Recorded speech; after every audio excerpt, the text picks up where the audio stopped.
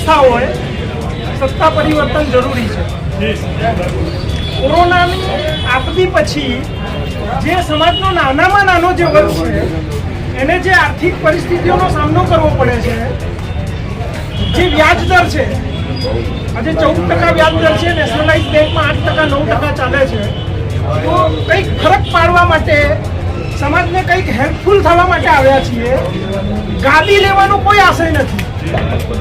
નાના લોકોને લોન મળે, નાના લોકોને આરામથી લોન મળે, ફાઇનાન્સ ઇઝી થાય, કેમ કે દરેક સમાજની કરોડરજ્જુ હવે ફાઇનાન્સ છે.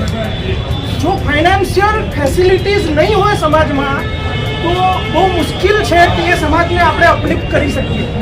એટલે એક જ ધ્યેય છે, વ્યાજ દર ઓછો થાય, સમાજના દરેક વર્ગના માણસને ફાઇનાન્સ ઇઝીલી મળી રહે, એને દોડાદોડ ના કરવી પડે, એની જોડે કોઈ જાતનું ઉદ્ધતાભર્યું વર્તન ન થાય, એને ખૂબ રિસ્પેક્ટફુલ રીતે એને ટ્રીટ કરવામાં આવે.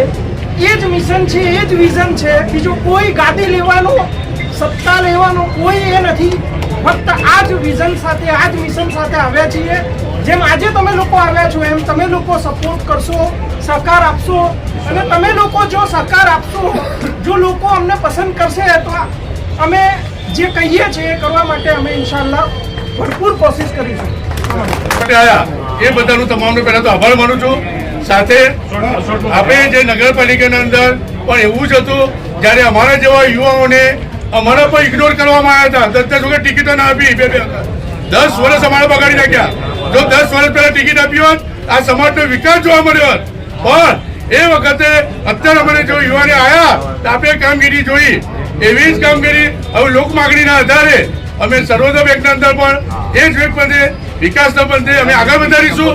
અને સમાજના લોકોને જે પડતી તકલીફો છે એના સામે અમે એમને સેવા આપવા અમે તત્પર છે. ખાલી એક વખત અમને એક ચાન્સ આપો. 100% અમે સમાજને અમે તમે ખાલી અમને 6 મહિના તમે અહીં જોઈ લેજો. આપોઆપ તમે કહેશો કે 100% કઈ રીતના સમાજનો વિકાસ થાય, ચાહે સંસ્થા હોય, નગરપાલિકા, કોઈ પણ ક્ષેત્રે અમને મૂકવામાં આવશે, અમે એને વિકાસ કરી આપીશું. એની બાહેધરી અમે જાહેર આપીએ છીએ. એફિડેવિટ બી કરવી હોય તો કરી લેજો. અમે ખુલ્લા ચેલેન્જ આવ્યા છે માર્કેટના અંદર. નામ તમને ફરી જવાનું.